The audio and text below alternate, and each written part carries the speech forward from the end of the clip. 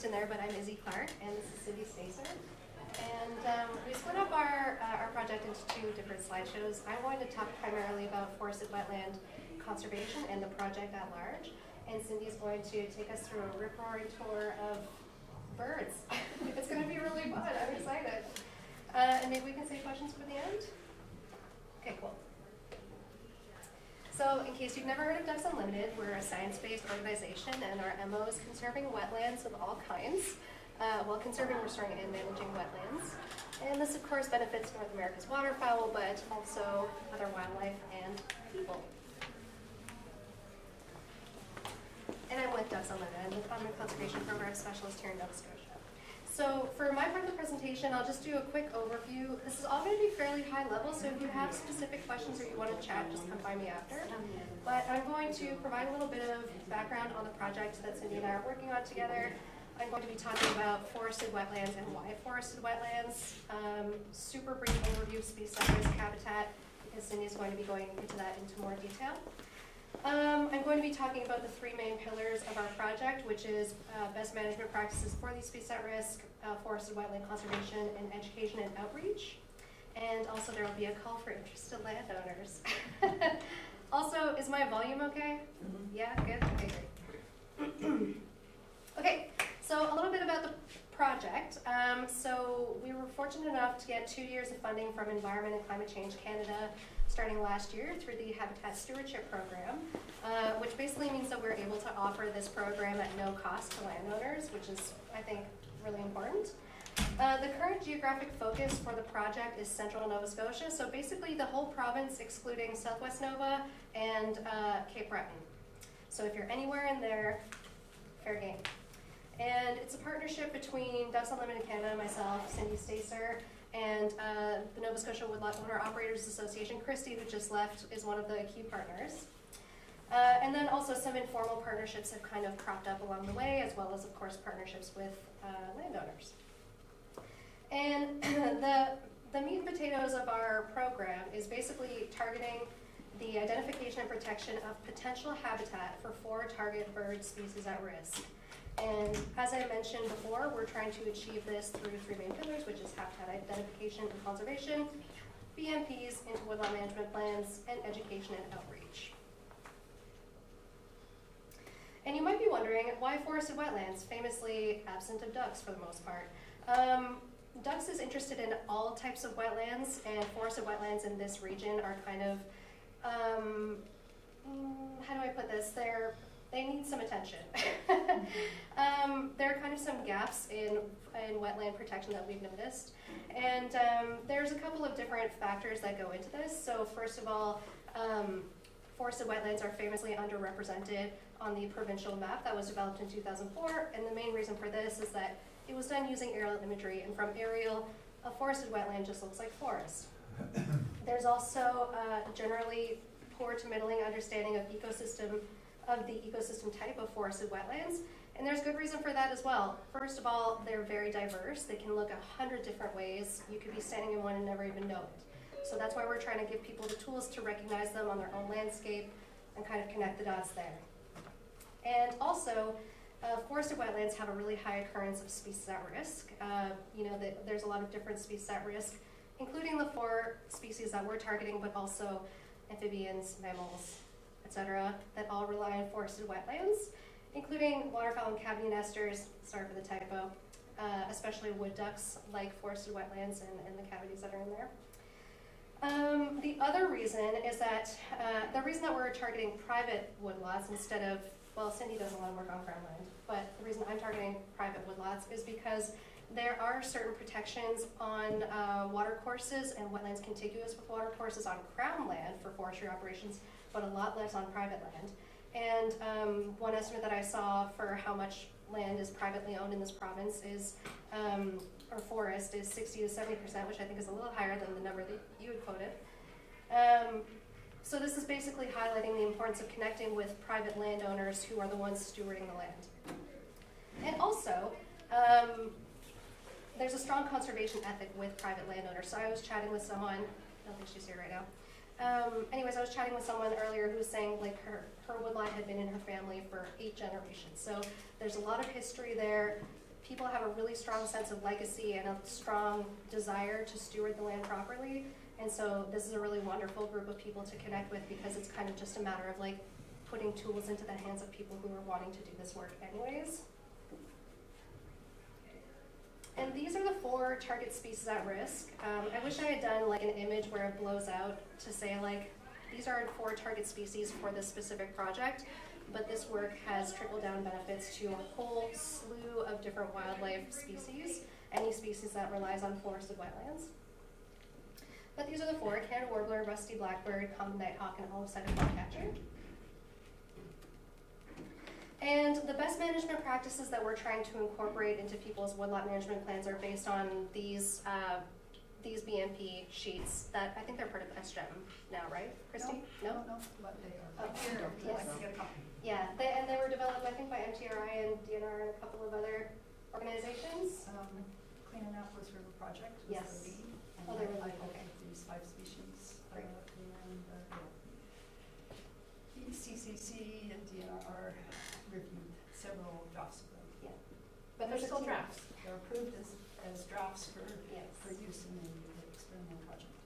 Yes, but we are basically synthesizing these BMPs into a format that can be incorporated into a stewardship agreement that a landowner can sign if they're interested.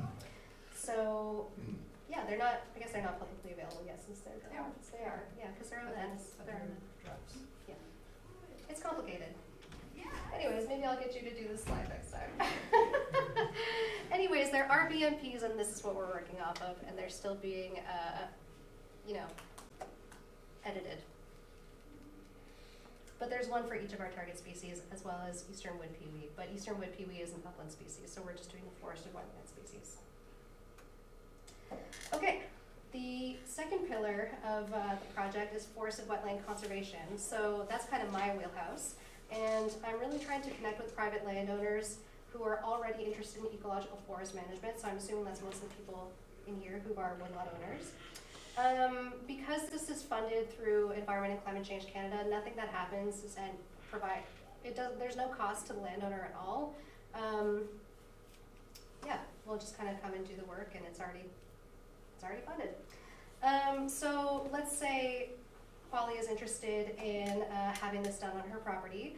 She could get in touch with me, and I would say, hey Polly, I'd love to connect with you and take a look at your habitats. And then she would send me her PIDs, and then I would do a desktop survey, which I have a bunch of layers in GIS with like depth to water table and stand composition for forests, canopy height, map wetlands, stuff like that. So I would take a look there and put on my wetland detective hat and say, okay, I think that there's a good chance that there is an unmapped forested wetland here. And then we would plan, and I would go out and do an on-the-ground habitat assessment. So Cindy and I worked together to develop like a field data collection protocol for identifying habitat for these 4 target species. So we go out, we take a look, we do our little notes, and then we connect with the landowner again. And as I mentioned, the BMPs mentioned before get synthesized into a 10-year stewardship agreement where there is potential habitat found. So if we went to Polly's woodlot and we said, okay, there's a really high chance of rusty blackbird being here, we would basically draft up a stewardship agreement, and we would kind of go back and forth and make sure that everything is kind of acceptable to both parties. And then we would sign it, and everyone and the species at risk would be happy. And I also just want to really bring home the point that this type of agreement is voluntary. So it's very different from like an easement, for example, or a conservation easement, where we're not looking to go out and sue people or take over ownership or anything like that. We just want to work with woodlot owners who are already interested in doing this type of work and kind of put the tools to do so in their hands. And signing this type of agreement kind of lets us show our funders, like, okay, we have people doing these agreements on X number of acres. It kind of justifies the work and allows us to continue it. So it's a tracking method. It's just a way for both parties to be accountable. Yeah. Also, stewardship agreements are a bit different than easements in that they can be terminated at any time. So they are sort of standard 10-year agreements, but if you were interested, if you wanted to sell your property or something, you won't be penalized for nullifying that agreement. You would just kind of contact us and say like, hey, like the situation's changed. Let's nullify this, and you know, it would be fine. And here's sort of like an example of what that might look like. So the first page of an agreement is sort of like, you probably cannot read any of this, sorry about that. The first page of the agreement is kind of just like a boilerplate agreement where it's like, Polly Verstraeten is coming into an agreement with Ducks Unlimited Canada for PIDs XYZ, and grants ducks the ability to go and survey for habitat and stuff like that. And then after we'd done the field work, we would put together a map with all the different potential habitat mapped, as well as like any buffers and stuff that we put on mapped there, so it's really clear for the landowner. And then here, the last page is where we would put the specific best management practices for the species where we found potential habitat. So like where Swamp 1 has been identified as potential rusty blackbird habitat, we have all these kind of BMPs. And none of these are set in stone. This would all kind of be a negotiation, like a two-way conversation. We really want these to kind of balance a landowner's commitment to stewarding the land with like their need to work on the land. Like these are designed for working landscapes. But that's kind of what you might expect it to look like.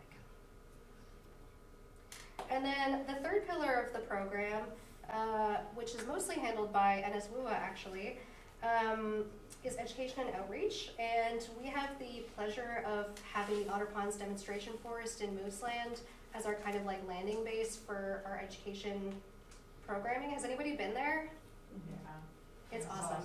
It's the best. I love it there. My summer staff last year called it a wetland wonderland, and I was like, I love that. So anyways, we are doing wetland tours, we're doing bio-blitzes. The site is now a treasured wetland, so we had a treasured wetlands event there last year. And then we're also hosting some virtual events in the form of webinars as part of this project. And there are 2 upcoming events which you might want to put in your calendar, but I think Christy will probably send them out closer to the date as part of our your newsletter, I guess? Yeah. But there's a bird walk. It'll be up on our website as well. Yes, right, thank you. I should have put a link to that. But tentatively, we're going to have a bird walk with Cindy leading it on Saturday, June 8th, and a bio blitz on Saturday, July 6th. And the events are always really fun. Here are a couple pictures from past events and fieldwork. This was the beaver skull that we found in that one forested wetland. My kid having a nice moment learning about green snakes, enjoying a fen, talking about birds. It's very fun.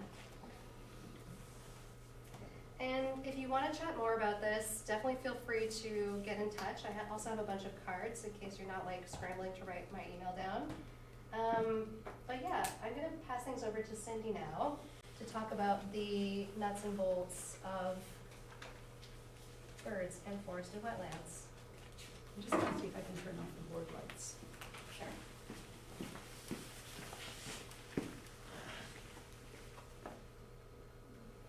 Ooh, that's better. So hi, everyone, I'm Cindy. Like Mark Holsifer, I have a lot of material to present in 10 minutes, so it's probably not going to quite fit. Anyway, what I want to do is tell you about the habitat of these 4 species so that you can learn how to identify it, and also the landscape context in which their habitats tend to occur. So we'll go through each species. The Canada warbler in Nova Scotia is quite, really requires forested wetlands. These could be mixed, deciduous, or coniferous swamps. In addition to that, it has to have a complex structure. So not every swamp is going to fit this. So it needs to have a semi-open tree canopy, and this is needed so that there are trees that are popping up above the rest of the vegetation for the male Canada warbler to go up and sing in, and also to have enough light coming in to support a tall shrub layer. The dense tall shrub layer is really important. It goes from 2 to 5 meters. And then Below that, we have dense vegetation under 2 meters, especially things like cinnamon fern that you can see in this picture here, and various herbaceous shrubs and some low shrubs. And one of the keys to Canada warbler habitat is you cannot walk through it. So if you can see through it or walk through it easily, you're probably not going to find a Canada warbler there. So the ground tends to be very complex with overturned tree roots and woody debris, and the ground tends to have a lot of sphagnum moss, which indicates that it's a waterlogged soil. The territories of a Canada warbler are about 1 hectare in size, but that 1 hectare, half a hectare to 1 hectare can be rather elongate. And these may include some upland forest as well. And the Canada warbler males defend their territory by singing. And their song sounds like this.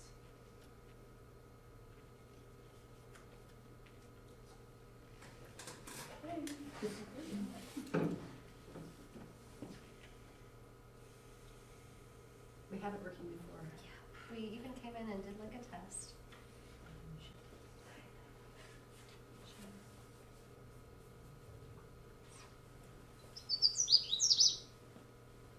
Sorry.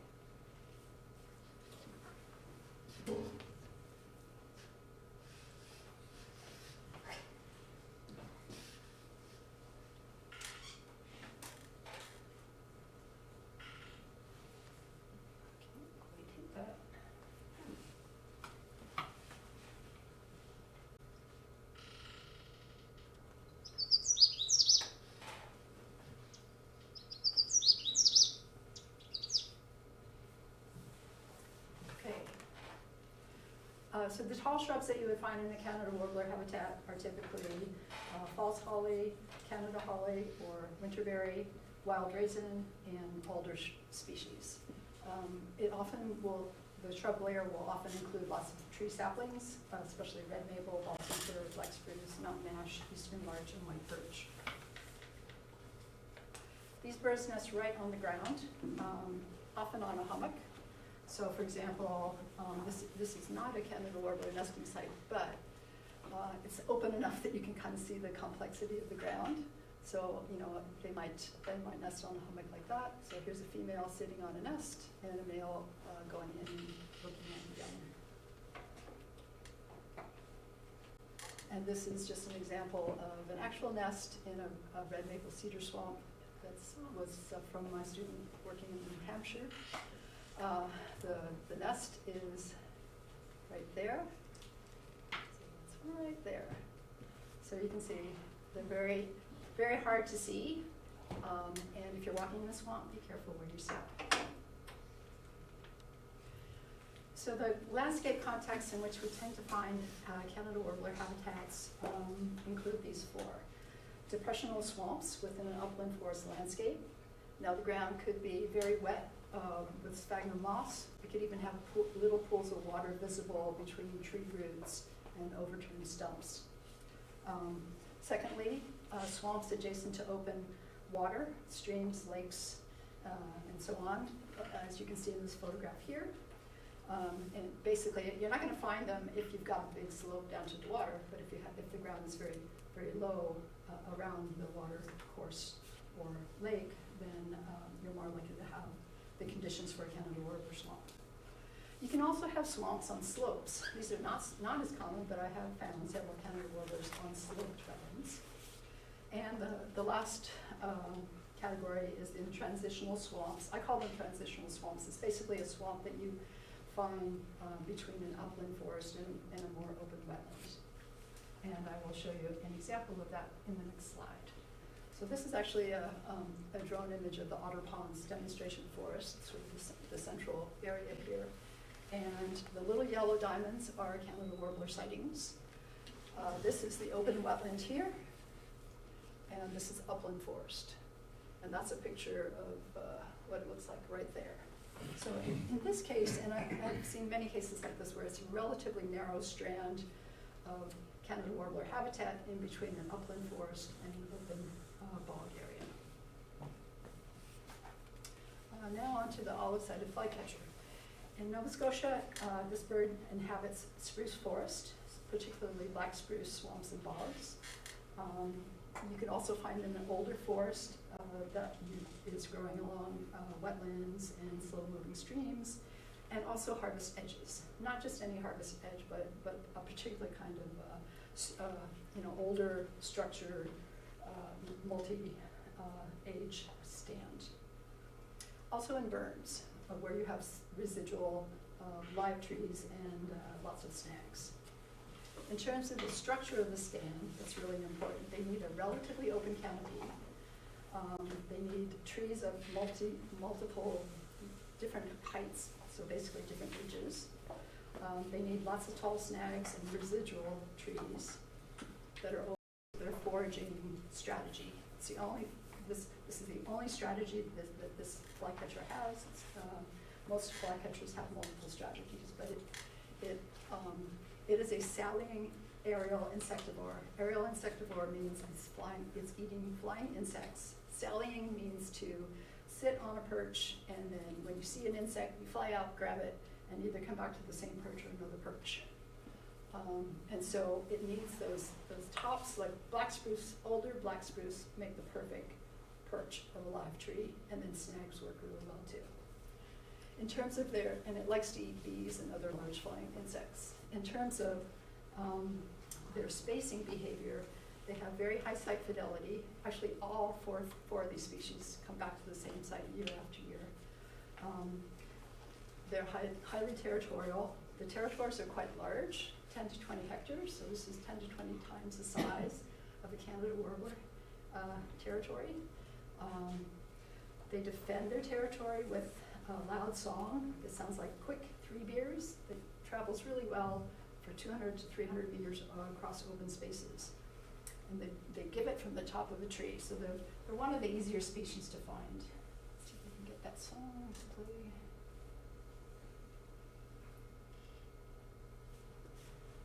Sorry. Down mouse, I'm lost.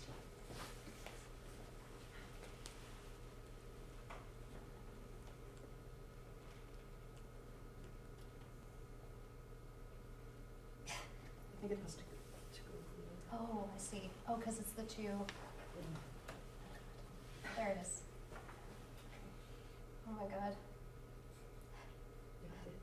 I know, it's just really hard. I have to stand in front because sorry. There we go. Now my brain knows how to do it. Quick 3 beers.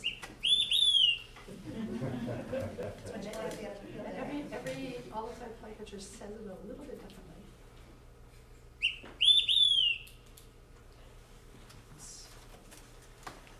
Okay, they build their nests in large spruce.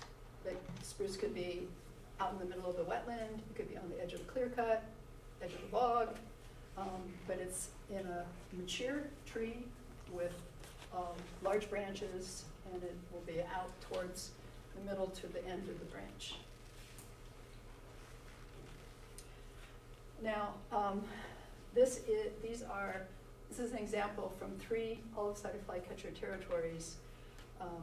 Drone image on which I've put models of the tree crowns from the canopy height model from the drone, just to show you where the trees are located. And so we have 3 different contexts. We have a swamp bordering the bog. We have an area with some upland, and that was mostly clear cut back in 2010. And then we've got spruce swamp along the edges. And then over on the right is a conifer stand that had mostly burned. So the little dots are the trees, and the bigger the dot, the bigger the tree. So this just kind of gives you an example of the range of spacing. These are relative. This is the densest site that we've seen, and the burns are basically the more open site. But the birds are inhabiting this whole range of stand types. We got 5 minutes till switch. Okay. We've looked at the FEC vegetation types in Canada warbler and olive-sided flycatcher territories. They're mostly in wet vegetation types, so wet deciduous, which is the dark color here, and wet coniferous.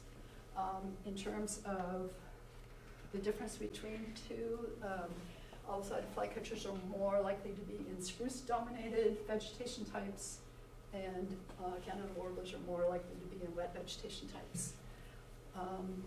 So there's sphagnum moss is a bit more common in Canada warbler territories than in all-sided flycatcher territories, but the wet areas tend to be more scattered within this large 10 to 20 hectare home range. The rusty blackbird, this species needs low-slope forested landscapes with multiple wetlands, bogs, streams, lakes, especially beaver-influenced wetlands. It creates the right kind of habitat. But because they nest in young spruce, the area needs to be lined with spruce. So they need treed buffers along streams and around wetlands. The water course regulations, I think, have been helping this bird quite a lot. But really, every stream, no matter how small, and every little wetland needs a buffer around it to keep their habitat conserved. They have high site fidelity and even larger home ranges than the all-sided flycatcher. And they defend their territory with this song.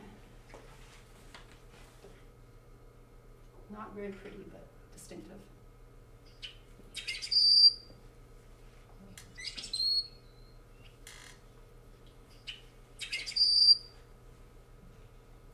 They build their nest in a low spruce or fir, often over or near water, and they come back to the same nest site year after year. So if you find a nest site, then it's important to actually conserve that spot.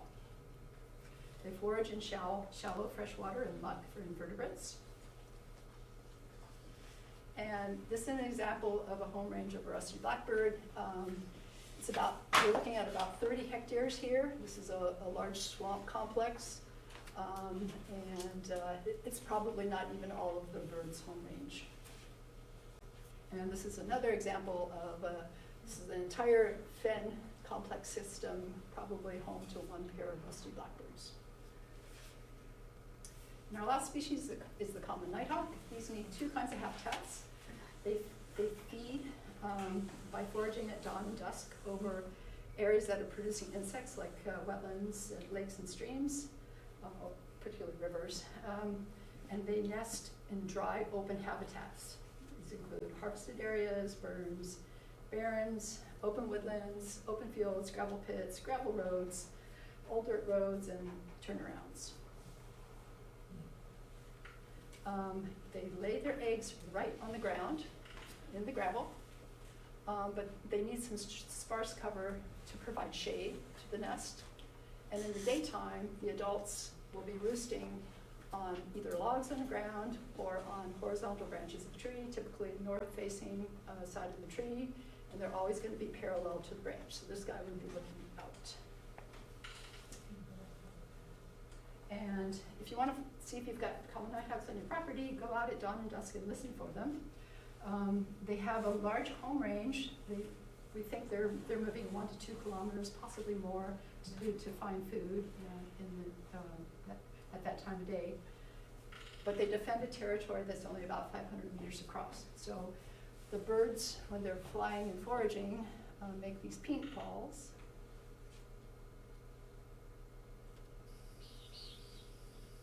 Heard those before? We have them. When I lived around East River, St. Mary's, I saw them more often than not, since we've been more like central around fur items.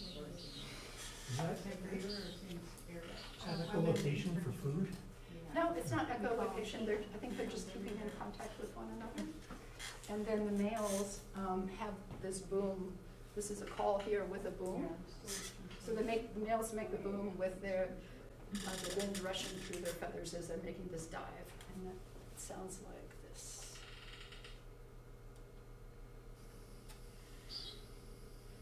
Probably can't hear that, but it kind of sounds like a freight train going by in the background. Play it one more time.